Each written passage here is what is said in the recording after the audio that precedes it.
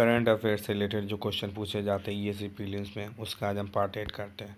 पहला क्वेश्चन है, India H2 alliance is formed किस चीज़ के लिए, बताइए। To build hydrogen economy, hydrogen power plant, to build vehicle which runs on hydrogen, to device technology to convert hydrogen to helium.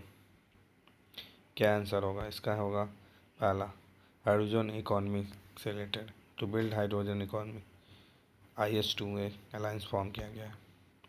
Second question है, consider the following statement related to aluminium air battery. Aluminum is used as anode and air, the oxygen is used as cathode. They cannot be recharged like lithium ion batteries. Aluminum plate is converted into aluminum trihydroxide over time. इसमें से कौन सा statement सही है? इसमें से सभी statement सही है ना। एलुमिनियम एनोड की तरह होता है और एयर एक कैथोड की तरह होता है। इसको रिचार्जिंग नहीं किया जा सकता है।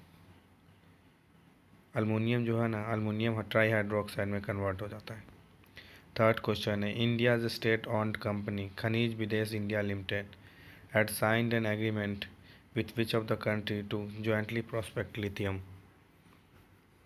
इंडिया जो है ना, India's state owned company Khanij Videsh India limited ने कौन सा एग्रीमेंट साइन किया है किस कंट्री के साथ लिथियम को एक्सट्रैक्ट करने के लिए? तो सही आंसर है अर्जेंटीना के साथ। फोर्थ क्वेश्चन है, consider the following statement about Mera ration mobile app.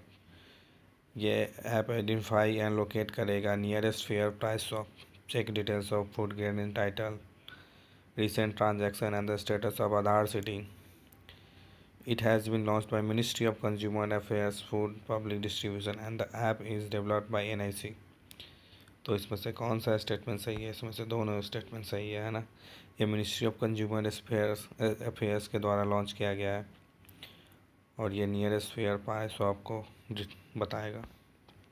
Fifth question है, which among the following diesel electric submarines are recently commission by Indian navy. Diesel electric submarine कौन सा है? INS Karanj, diesel electric submarine. Six question है, which of the following agreement come in to force in 1995 and is the most comprehensive multilateral agreement on intellectual property. ऐसा agreement जो 1995 में आया था और ये इंटेलेक्चुअल प्रॉपर्टी से रिलेटेड सबसे कम्प्रीहेंसिव एग्रीमेंट है। वो क्या था? ट्रिप्स एग्रीमेंट था, है ना। तो थैंक यू।